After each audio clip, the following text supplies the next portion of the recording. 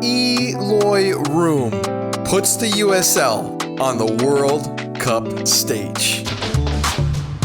Welcome to All Talk, All USL Talk. USL got the latest scores, news, and developments in the second highest division of the United States men's professional soccer system, the USL Championship. I am your host, as always, Vince Galvano. Happy Monday, June 22 of 2026, in the midst of the FIFA World Cup 2026 as well. And man, oh man, the magic number today is 15, ladies and gentlemen. 15 saves from the Miami FC goalkeeper for Curaçao in the match with Ecuador. We're going to talk about the World Cup briefly before we get into the USL action, as well as USL Cup action. Gold Week, as always, things and so forth when it comes to it. But this is, and probably will be, I think, the biggest World Cup USL crossover moment of the tournament so far. I think it'll stay that way, to be quite honest, because Eloy Room, Miami FC's goalkeeper, just gave Curaçao a performance that people are going to talk about for years. You want to know why it's going to be for years? Well, 15, that magic number, ladies and gentlemen, that's the number that Tim Howard had for the United States back when they played Belgium in Brazil all those years ago. And all the memes that came from it when it was really that first time we saw memes back in the day. That was the number. I saw 16, I saw 15. 15 I'm going to trust for SofaScore more so than the other analytics reporting on the game. So 15 saves, and Curaçao, the smallest nation to ever qualify for World Cup, gets their first point of the World Cup against a really good Ecuador team. An Ecuador team that hit the post 3 times in the first match, and now still not able to score, and that's because of this guy's performance. So in Kansas City, this past week, we saw it. 0-0 with Ecuador. This is the smallest nation ever, coming off that 7-1 loss to Germany, facing an Ecuador side that's pretty much every game so far is a home game for them because they have so many people and Ecuadorians inside of the United States watching these games. Room stood on his head. 15 saves, 10 from inside the box, a clean sheet, a perfect 10 SofaScore rating, and Curaçao's first ever World Cup point. Here's the crazy part. Those 15 saves tied the men's World Cup record, we know. A record since records began back in 1966. Tim Howard was the name he tied. And there's one difference. Howard's game with the United States was around a 16 contest, if I recall correctly, right? And it went to extra time. And the U.S. still conceded. Room did it in 90 minutes, and he kept the clean sheet. Ecuador had around 3 expected goals. They put 15 shots in target. Room was credited by SofaScore with 2.48 goals prevented. That tells you the quality of chances he was facing. The tone was set almost immediately. Inside the first few minutes, Valencia gets through. It looks like Ecuador are about to start the avalanche early. Room gets down, positions himself so nicely, makes his head, pushes around the post, and from that moment on, the whole match changes. That save told Curaçao, we are still alive. And from there, he just kept going. Valencia again, Gonzalo Plata, Kevin Rodriguez, dangerous looks inside the box, crosses, second ball is pressure, more pressure. And every time Ecuador looked ready to finally break through, there was Eloy Room. This is not some random goalkeeper who happens to be abroad. This is Miami FC's number 1. This is an active USL Championship goalkeeper producing one of the greatest goalkeeping performances in World Cup history. Think about that one sentence. An active USL Championship player just tied a World Cup saves record and helped deliver Curaçao's first ever World Cup point. Massive for the league. And it also adds another layer to Miami FC's season. Room had not just made, he had not made more than 5 saves in any one of his Miami FC league games this season. And that 5-save game came in a wild 4-3 win over Louisville City. Then he steps into the World Cup stage. 70,000 fans at Arrowhead in Kansas, puts on the game of his life. This is the beauty of the sport, guys. One week you're playing USL Championship matches. The next you're standing between Ecuador and 3 points to the World Cup with an entire island of Curaçao on your back. Dutch royalty in attendance as well. And for Curaçao, more than a draw. After losing 7-1 to Germany, this could have gone sideways fast. I don't think anyone had Curaçao tying. They could have been overwhelmed. They could have folded after the first big chance for Ecuador. Instead, Room gives them belief. The team digs in. Now they have an historic point. Dick Advocate talked about pride afterwards. That feels like the right word. Pride in the performance, pride in the fight, pride in giving something back to supporters after Germany's defeat. And Room, he joked that Curaçao might need to build him a statue. Honestly, after 15 saves, a clean sheet, and the country's first World Cup point, maybe start looking for some marble people in Curaçao. But the bigger talk USL point is that we talk a lot about World Cup, about USL fingerprints. From alumni, coaches. We'll talk about coaches as well. Training bases, broadcasters, active players. This is the loudest one yet. I think it will reverberate for the foreseeable future. It'll be a record that'll be tough to tie, at least beat, keeping from 2014, now 12 years onwards, 3 tournaments later.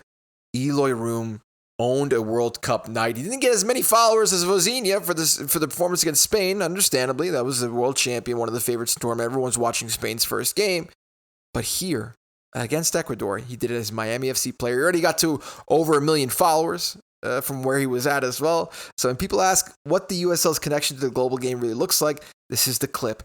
This is the headline. This is the moment. I implore you, when it comes to the USL Championship doesn't matter, or it's not as good as the MLS, or, it's second division. Slow down. Tim Howard, great goalkeeper, right? Yeah, absolutely. One of the best to do it. One of the best to do it in between the pipes. Played for Manchester United back in the 06s. Don't forget, the likes of Sir Alex Ferguson tied that record. Everyone knows Tim Howard in the United States who follows soccer, and now everyone's going to know Eloy Room, and everyone's going to know he comes from Miami FC, a USL Championship goalkeeper. Thank you, Ariel McGrath from SofaScore, Chris McKenna from BBC Sport, and Bill Connolly from ESPN with the coverage there. Let's get into more goalkeeping at the World Cup before we hop into everything else. The goalies, they're making the headlines. Vozinha, Alireza Beranvand for Iran in the match against Belgium last night. You also have, what can we say? Eloy Room, right? Don't forget about Ghana. They had to sub their goalkeepers at halftime in that first match against Panama, and USL fingerprints are everywhere. Ghana's dramatic stoppage time winner over Panama set off huge celebrations in Toronto, and right there with the Black Star was a familiar name for Hartford athletic fans, Dan Gaspar. Gaspar has been part of Hartford's technical staff since the Tab Ramos era, stayed on when Brendan Burke took over, and has played a big role in the development of Hartford goalkeepers like Renan Ribeiro and Anthony Sia. Now he's on the Ghana staff at the World Cup, his 4th World Cup on the sidelines, and that's what makes the whole thing cool, guys. It's just like, not active players, the alumni as coaches. Training bases, don't forget, the United States based at Orange County and won its opener. Australia, based at Oakland Roots, won its opener. Cape Verde, based in Tampa Bay, the Rowdies, and earned a historic draw against Spain in its World Cup debut. Scored 2 goals against Uruguay. Tied up, guys. You're getting the USL rub. If you get the USL rub, you're going to do great stuff. It's awesome. Broadcast side, you also got familiar USL voices and production talent involved too. Tyler Terran is calling his first World Cup game for Fox. Longtime USL Productions producer Sharni Yerke involved with Fox's coverage. Mike Watts, Josh Eastern calling games for FIFA's English language international feeds, which is really cool. That's the point. The World Cup can feel like this giant global event happening above everything else, but when you zoom in, the USL ecosystem is there. And the players and staff, facilities and cities, and even the voices telling the story. That's Nicholas Murray from the Rondo, the official USL Championship newsletter that you can subscribe to. I highly recommend. But props to Ghana, guys. Another team, Haiti, Ghana, Curaçao. These are the teams. Put Cape Verde in there, obviously. These are the teams. Australia a little bit, after we beat them. These are the teams you're going to want to support because they have that USL tie close to them. Again, that USL rub. Goal of the week last time around, which was officially week 15, went to Mateus Oliveira, the Brazilian, coming out of Tampa. The match against Charleston, Oliveira's clutch stoppage time goal knotted the score against Charleston at 2. It was, extending its unbeaten streak to 14 games at that point. And the 91st minute, Charlie Ostrom still past Oliveira, who stepped into its stride. The Brazilian ripped it past keeper, igniting the crowd at Al Lang Stadium. Elsewhere, second place was Marcus Anderson for Brooklyn FC in that match against Lou City, which was a beautiful touch. That nice cross from Thomas Van Kazel, who we had on the podcast. He turned to fire a bouncing shot into the back of the net, set the tone in Lynn Family Stadium for that draw that they had with Lou City. So there you go. There you have it. Let's talk about the USL Cup 4 that took place. USL Cup Group 4 that took place midweek, and then we'll get into the midweek games and all the games and so forth. So, with Detroit taking on Lou City, Lexington taking on Indy 11. It's one of the interesting groups in this Prinx Tires USL Cup, for sure. because it was always going to be a weird group. 7 teams, awkward scheduling, and now it was, this past week at the point where every result starts to bend the knockout picture for that top spot, maybe that second wild card spot. And, at the top, you had Louisville City sitting on 6 points from 2 games. You win at Detroit, and Lou City could put 1 foot into the quarterfinals, but here's the problem. They're going at Keyworth Stadium, where Detroit has been unbeaten this season across league and cup play. And Detroit needs this. A loss puts Le Rouge in serious trouble. Then you got Lexington against Indy. It happened this past week. It was a kind of trapdoor match, maybe. Lexington still alive because of that massive blessing stoppage time equalizer against Detroit, followed by Oliver Semley going into hero mode in the shootout with 3 saves. So that bonus point helped them out big time. But for Indy 11, it's more straightforward. They need a regulation win. 5 points from 3 games keeps them alive, but anything less makes this math pretty much brutal. So these were 2 big questions. 2 big games. And the big questions more so were like, can Detroit make it 3 straight wins over Lou City? Can Lou City actually get the job done at Keyworth Stadium? Lexington quietly setting up to a winner-takes-all Commonwealth Cup showdown with Louisville on July 11th when they play next. So, USL Cup-wise, weird standings math. It's a weird group. Like I said, 7 teams, Fort Wayne in there, Union Omaha as well, Forward Madison FC. So let's get into each game. And both games bit of stalemate. So here we go. We have it. Detroit taking on Lou City at Keyworth Stadium. Back midweek for Cup action in Group 4. Louisville, they played to a 0-0 draw. Detroit had more of the ball, finishing with 64% possession, which we know now from Simon Bird's side. They've been trading a little more of possession for more organization and so forth. A bit different from what it was like under Danny Krubs. That's what we're seeing right now with Lou City. But they created the cleaner looks, putting 4 shots on target while holding Detroit without a shot on frame. So there you have it. You trade a little bit of possession for defensive stability, but also still try to be quite clinical at what you can in the final third with getting those shots on target. With the club's experimental rules sending ties games to penalties, we know Danny Fountas became the story. Lou City goalkeeper saved Detroit's opening attempt from Kobe Hernandez Foster nonetheless. Louisville would then go on a perfect 4 from 4 from the spot. Tosh, Davila, Moguel, Querman, all getting it down. And Detroit's Maxi Rodriguez, who came back after the stint at Rhode Island, one of the household names for Detroit. And if you look at Detroit's, their penalty kick shooters, Kobe Hernandez Foster, Ben Morris, Aiden Stanley, Reese Williams, Max Rodriguez, these are good guys you have up there. But, it sets the tone. That first penalty is always crucial for getting in get set. But hey, Lou City walked away with the shootout win, 4-3 on shootout points. Fountas delivers against, added another penalty moment to his resume, setting the tone with the opening shootout save. And Group 4 stays tense. That's a real thing. Kobe Hernandez Foster active in the midfield of Detroit, but without Darren Smith available, Le Rouge lacked the finishing punch from last week's explosion. That's for sure. You have to consider that he wasn't available, so there you go. But very important point for Lou City, 2 points, we should say. They put themselves in a great position when it comes to taking on Lexington next time around. Let's talk about Indy and Lexington, speaking of which. They battled as well through a scoreless 90-minute draw in the Prinx Tires USL Cup. This one still had plenty of drama. Lexington pushed hardest after halftime, forcing Charles Cook into a big night in goal. The Indy keeper made 7 saves overall, which is the same amount of saves that Beranvan made for Iran against Belgium in the 0-0 draw, including 5 in the second half with a huge 1-on-1 stop in the 62nd minute. And a leaping save in stoppage time to keep the match at 0-0. Then came the shootout. India had to survive some early pressure after missing its opening penalty. The boys in blue responded by converting their next 4 before Charles Cook denied Joe Hafferty to keep Indy alive at 4-4. From there, Indy stayed perfect. Josh O'Brien, Mohamed Omar, Alejandro Mitrano, Charlie Sharp, Paco Craig, Logan Neidlinger, and Mikael Rashid all converting. Rashid gave Indy a 7-6 lead, went to sudden death even. And Charles Cook sealed it by diving left to stop Latif Blessing, giving Indy the extra cup points. So Group 4 stays alive. Messy Indy moves up to second in the group, while Lexington leaves with a point but misses the chance to take full control. Can Indy ride this goalkeeper-driven cup momentum into league play? They should be able to take something from it, I'd say. We'll see. We'll see. But it shows some depth, some defensive resilience. Now this is how things look in Cup 4, by the way. I keep saying Cup 4, Group 4. So hot over here at the moment where I am. Recording this, it's 90 degrees. No AC, but 2 fans. But that's besides the point. Lou City at the top with 8 points to take on Lexington next. Indy 11, they're done. They played their 4 matches.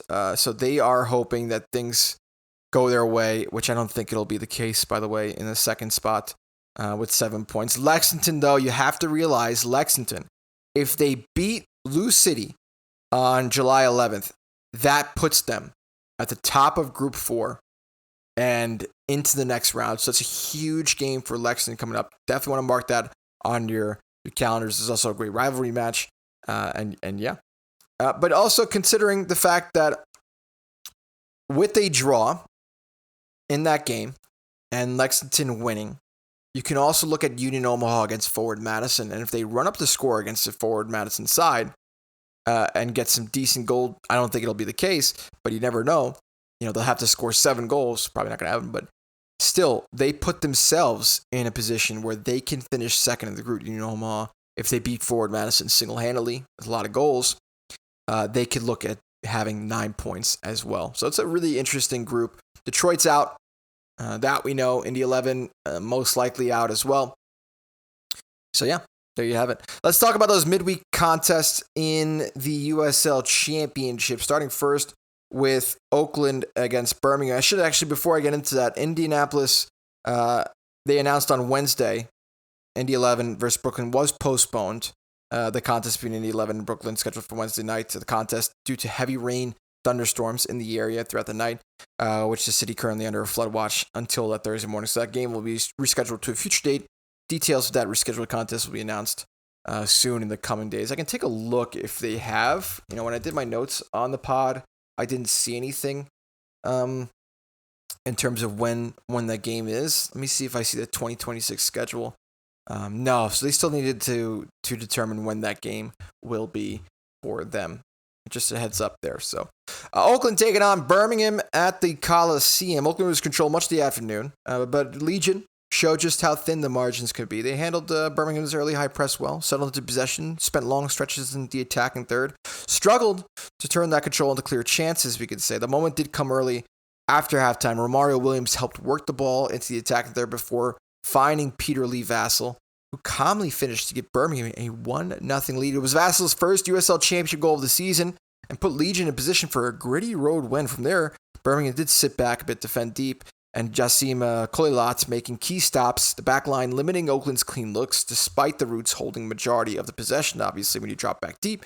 But they kept pushing, and Jesus de Vicente delivered the ball in the box. Stoppage time, Peter Wilson supplied the finish, leveling the match at 1-1 right before the final whistle. For Oakland, it was another dominant home performance that ended in a draw. For Birmingham, it was a valuable road point, but one that come with, a little bit of a salty taste in the mouth because you were seconds away from being 3 points instead of 1. Birmingham's road response was strong. I think Jay Heaps called it, and quote, an excellent team effort.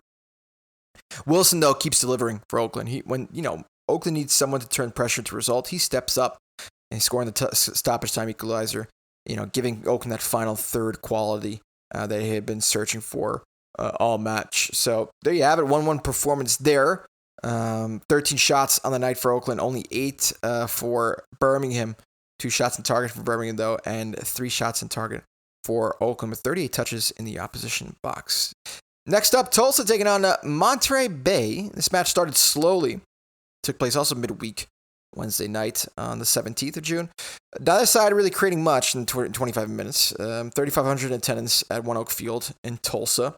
But in the 26th minute, Harvey St. Clair launched a long throw into the danger area. As we know, set pieces wise, Tulsa are quite solid, and Logan Dorsey finished it off for his first goal in a Tulsa shirt, giving the Scissor-Tails a 1-0 halftime lead. Tulsa doubled the advantage just after the break.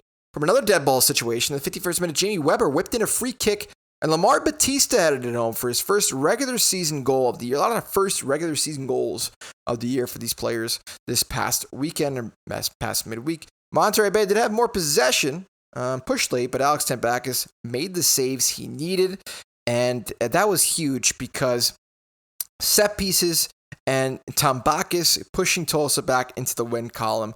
And for him, it's a historic performance. It's his 62nd USL Championship shutout, which ties the all-time record and adds another milestone to this Tulsa's strong defensive identity That makes it the first of 5 straight league matches at home for Tulsa. By the way, they have a really nice stretch coming up. So to start with a win against the Monterey Bay side, that has undergone its changes so far this season, could set them up quite solid. John Morgan with the coverage there. We'll talk about Tulsa's next match against Colorado soon. But first, Hartford and Pittsburgh really kicking off the weekend here. This one was a 0-0 draw. 3 shots on target for Hartford, 2 instead for Pittsburgh. So not too much to really decipher from the two sides. Attendance-wise, 4,000 at Trinity Health Stadium. We should mention, though, from Hartford, I think more noteworthy is the fact that they did sign Brendan Burke to a extension, and they announced it before this one, which is really, really important. I think he signs a 3-year extension, 3-year contract extension with the general manager as well as head coach. So that's, really, really important. Obviously surpassing the 100 wins in USL Championship history. That was quite recent, very, very important. So, Athletic Chairman Bruce Mandel had said extending the contract was a massive win for Hartford and the entire Greater Hartford community, The extension provides our club long-term stability to consistently compete for championships, which they've done with the USL Cup after the club won its first silverware last October. So that's really awesome. He's one of the best, Brendan Burke. How can you not love him? And the fact that he's committed to staying on even more so with this squad, with the community, with the staff there, solid stuff. That's really the big win after this 0-0 draw with Pittsburgh. Birmingham taking on Loudoun, and Loudoun went to Protective Stadium. Looked set for a strong road result. You're going to be familiar with the name here when I mention it. The hosts saw more of the ball in the first half. Loudoun limited the clear chances and grew into the match by attacking quickly in transition, getting surface into wide areas. The visitors, in the second half, finally found their moment. Abdelatif Abukro, the Egyptian, scored his first goal of the season to give Loudoun a 1-0 lead. Big personal moment for Abukro after his return from surgery and injury. Loudoun nearly added a second strike in the woodwork, first in Birmingham's keeper into 5 saves, but Legion kept pushing late. And in the 89th minute, who else but Sebastian Tregarthen found the equalizer to rescue that 1-1 draw for Birmingham, which is exactly the opposite of what happened against Oakland. It happens here for Birmingham. Loudoun will feel this one got away. I think Anthony Limbrick, the coach, said that his side, quote, deserved to win and should have won, end quote. Late equalizer makes him feel like that. 2, obviously, points have been dropped, but Abukro's return, major positive. His first goal of the season, he was one of the best players in the championship to start the 2025 campaign, winning the Player of the Month as well once in that time span. So he's huge. And the fact that he's back to scoring could mean good news for Loudoun moving forward, and they're desperately needed for sure. So that's Empot there from Loudoun United with the coverage. We should mention that Bolu Akinyode for Loudoun reached another career milestone, moving into sole possession of 4th all-time in USL Championship regular season appearances with 284. That's huge. That's absolutely huge. Congrats to him. They added him back in September last year when he came from Miami. And the guy is it's bread and butter, right? He knows the league. 284 appearances is massive. So congrats to Akinyonde for that. Tulsa then take on Colorado after the 2-0 win at home to Monterey Bay. They host Colorado over the weekend, and FC Tulsa looked like they found the perfect halftime boost in a match of the last 2 Western Conference champions. Colorado Springs started brighter, putting Tulsa's back line under pressure in the opening 20 minutes, but the Sister Tails settled into the match, found the opener right before the break, 45th minute +1. Remy Cabral poked home a loose ball in the box after a throw, giving Tulsa that 1-0 lead, sending One Oak Field into halftime with some momentum. But Colorado's did come out readjusting things, flipped the match in a 5-minute burst. Juan Tejada equalizing the 55th minute, and then turned provider in the 60th, setting up Feldberg for the go-ahead goal. Tulsa pushed late. Jamie Weber, Logan Dorsey had some chances, couldn't find the equalizer, and Tejada was really the game breaker. Goal and assist in 5 minutes, making him the decisive figure. Big game player for sure, as we know. Scored in the final almost 2 years ago now. So there you have it. A missed opportunity for Tulsa's home stretch. Yeah, you can say so, especially after giving it the lead here. But John Morgan with the coverage there. Nonetheless, 3 points from 2 in these next 5 matches for Tulsa, which are all at home. Sacramento taking on New Mexico at Hart Health Park. And the host came out flying out of the gates, nearly struck inside the first 4 minutes. Memo Rodriguez denied by Shakes, the goalkeeper from New Mexico. Moments later, Jack Gurr saw his followed-up effort tipped wide. Sacramento continued to push, Shakes producing a point-blank save on Foster Ajago, in the 16th minute before again frustrating Gurr 3 minutes later. Republic generated the better chances before halftime, but couldn't find the breakthrough. New Mexico gradually grew into the match. Dejon Harris forced a save from Vidiello just after the hour mark. Momentum started to shift. Chris Gloster had an effort cleared off the line before Greg Hurst was denied in the rebound. The visitors finally found their moment in the 73rd minute after Vidiello ventured outside the area. Harris spotted the opportunity, lofted a remarkable effort from nearly 40 yards that bounced into an empty net. Insane stuff. Absolutely incredible. Sacramento pushed for an equalizer. Couldn't solve Shakes, whose standout performance, really recording a 4-save shutout, repeatedly denying Republic in key moments. And New Mexico walk away from this one with all 3 points in front of a capacity crowd of 10,777 people in Sacramento, California. Soccer fever is big, and New Mexico now have an unbeaten streak for 4 league matches. So there you go. Just changing a little bit after halftime and getting that momentum, that third chapter of the match, we could say. But heroics from Shakes there are important. Then we talk about a bit of a blowout match at Hodges Stadium, who else but Sporting Jacks against a tough Charleston side and the Battery Barrage. Barry is a big one here for that one at the brace. And this one, it was a 2.5 hour lightning delay, as you can expect at this time of year in Tampa, in Florida. In Jacksonville.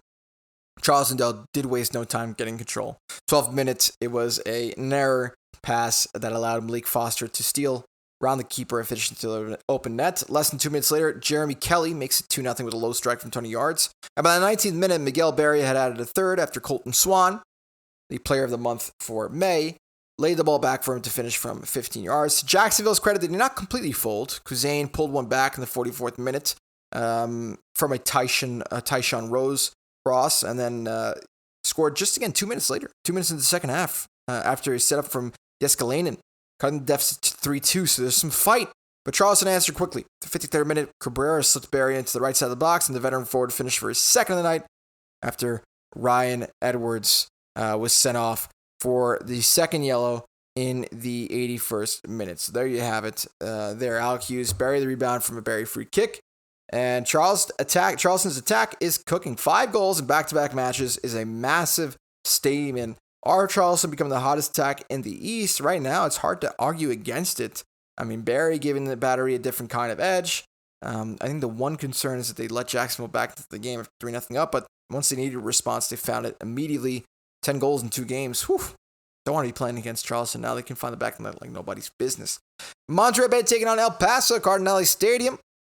Came out flying, the host in this one. Elijah Paul's close-range header was denied by Sebastian Mora. El Paso goalkeeper had to stay sharp again moments later, stopping Wesley Leggett from 10 yards out. Leggett also flashed another effort just wide, and Anisi Saidi forced another save in the 14th minute. Despite the early pressure, El Paso survived the first half storm, kept it scoreless, and then the second half swung a little bit more in El Paso's favor. Beto Avila nearly gave the visitors the lead just past the hour mark with a looping 25-yard effort that hit the crossbar. But as the match moved into stoppage time, Monterey Bay finally found its reward in 90 minutes plus with stoppage time. Elijah Paul, capitalizing on a missed defensive clearance, headed it into the top left corner, stealing a dramatic 1-0 win and Monterey Bay's 4th straight home victory. So the home form is real right now for Monterey Bay, and the slide for El Paso is continuing. Locomotive's win-less streak now reaches 8 with only 3 points from their last 6 matches. Incredible stuff. And the home form is the reason for Monterey Bay really succeeds. And they're now within 2 points of the playoff line after this one. Under Alex Cavello, after them making that change, they're finding ways to turn tight games into wins. So there you have it. There, USLChampionship.com with the coverage. Las Vegas taking on Orange County at Cashman Field.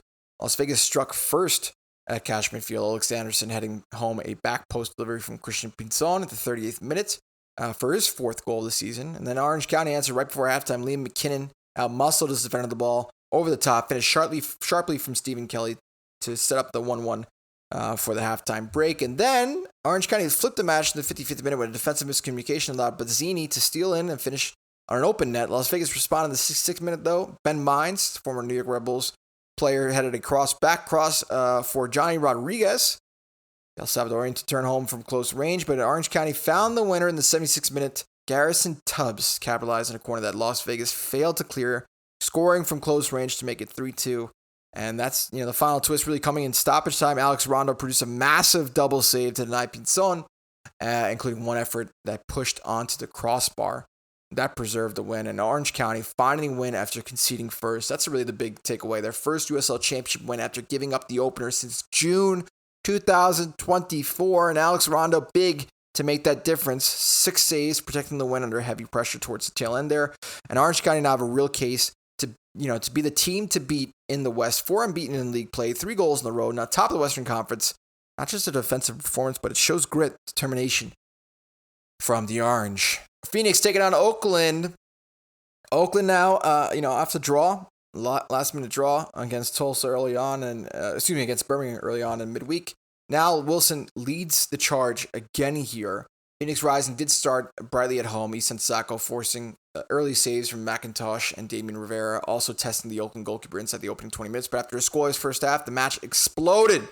7 goals in the second half between Phoenix Rising and Oakland. Insane stuff. Peter Wilson opened the scoring from the penalty spot in the 49th minute after being brought down in the box. Turned provider 7 minutes later, sliding a ball for Danny Trejo to finish against his former club to make it 2-0.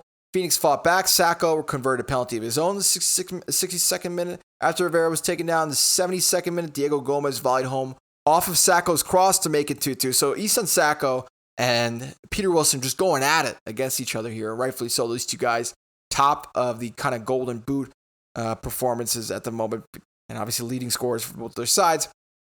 Oakland answered immediately. Florian Velo headed into a Wolfgang Prentice cross in the 74th minute. 4 minutes later, Prentice set up Wilson's second of the night to give Roots a 4-2 lead.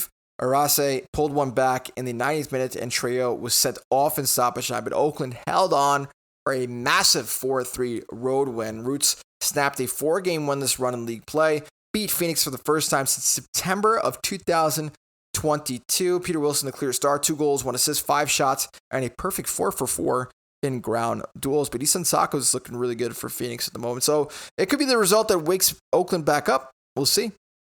Let's take a look then at the league table after this week 16 action. But really, a lot of teams having 13 games played or 14 game plays. Some exceptions. Indy 11, with that cancellation for Brooklyn, they only have 11 games played. So there's going to be a point in this season where Indy's playing game after game after game to catch up. So we'll see how that is. But on the eastern side of things, Tampa still in the lead after 14 matches played, 31 points. They sit 8 points ahead of Charleston, although Charleston have a game in hand. They sit 10 points ahead of Detroit and Lou City, who both are tied at third with 21 points. 5th place goes to Pittsburgh, the defending champions. They have 20 points after 12 matches played, haven't lost in the last 4 in league play. They take on Brooklyn next. That'll be very interesting on Independence Day. Then you have Hartford Athletic in 6th place with 18 points for 12 matches played. Indy 11 still with only 11 matches played, at least out of any team, including Rhode Island. We should mention they're tied with Rhode Island there. They have 18 points, pretty solid stuff. They're 7th place in the Eastern Conference, tied with Hartford. You could say even for 6th. And then you have at the 8th place spot Miami FC with 17 points. Behind them by 2 points, Rhode Island, although they have 2 games in hand over Miami FC with 15 points. Birmingham in 10th with 13 points. 11th is Loudoun United with 10 points. 12th is Brooklyn with 9 points, having not won in quite some time for Brooklyn. And obviously they did lose, Saturday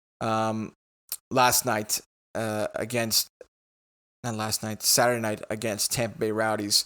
That's one game I forgot to cover just because it didn't pop in my schedule here, but now I see it. 2-0 for the Rowdies in Brooklyn. So getting the win on the road there. Goals from Cicerone and MD Myers, both in the first half for them. Not too much in attendance there. A lot's going on at the moment in Brooklyn and elsewhere for soccer zones and people watching games and so forth for the World Cup. Nonetheless, though, tough for Brooklyn. They haven't won a game. I have to go back now to when was it? The historic win they had for Portland Hearts of Pine in Group 5 action, but league play wise, you have to go back to April against Charles Battery, April 11th to be precise. So it's been a tough start. Now they have on the road 3 games, Pittsburgh, Rhode Island, and Sporting Jacks. But Rhode Island will be in the Group 5 action there. So that should be a very interesting game too, knowing that Brooklyn could make it through or top the group if things don't go well for Hartford against Westchester. Or more so, they have good goal differential, Brooklyn, so 9 points could get them a wild card spot, something they should take for pride purposes, absolutely. Getting back to the standings, if I go back there, they are 12th at the moment, 9 points from 13 matches. Still without a win is Sporting Jacks. They have 3 points from 14 matches played. I think one of the worst teams ever in USL Championship history. I should probably confirm that, but we'll see as the summer gets going here more so if they can start turning things around, getting some consolation prizes. Western side of things, Orange County at the top with 23 points after 13 matches played. 2 points out of Oakland Roots, also with a game in hand over Oakland. Oakland's tied in second with San Antonio, 21 points. Then you have fourth place is FC Tulsa with 19 points. Fifth place, New Mexico with 18 points. Sixth place, Phoenix with 17 points. And then things get very, very interesting in the West, as it typically does for that battle of the top 8 finish. From 7th place, Colorado Springs Switchbacks, who are tied with 16 points with El Paso, with Sacramento. They are only 2 points ahead of the last place team, Monterey Bay, who have 14 points. Monterey Bay team is getting back into things. Lexington have 15 points. Las Vegas have 15 points. They're tied in 10th. So there you have it. I mean, it's really, to get into the top 8, you just need to have 16 points and good goal differential. It's a lot of motivation here. But Monterey Bay do have 14 games played, the most tied with Oakland and Phoenix in the Western Conference. I think if you are Sacramento, if you're Lexington, you're quite happy. Colorado as well, because you only had 12 matches played. You have a game in hand over El Paso and 2 games in hand over the likes of Monterey Bay and Phoenix Rising and so forth. So there you have it there on the Western side of things. And we really have a bit of a hiatus upcoming in the USL Championship. We have on Wednesday, June 24th, is a couple of games to be in mind, pay attention to. Charleston will host Loudoun at 7 p.m. Eastern, 4 Pacific on Wednesday, June 24th. Same time, you have Miami FC hosting Orange County. And then an hour later at 8 p.m. Eastern, 5 Pacific, Colorado hosts San Antonio. Then we have a bit of a break until July 2nd, which will be Birmingham Legion hosting Detroit. And then Loudoun hosting Sporting Jacks on Friday, July 3rd. But again, not much going on this week in the USL Championship for games, and a chance for everyone to just take a seat back before things start picking up again. And obviously, we can talk more on the World Cup and what is taking place, because by the next time we talk here on the show, we'll know what the round of 32 looks like in the competition. So that's have it. Enjoy the World Cup. Stay cool, everyone. We'll talk soon after a while.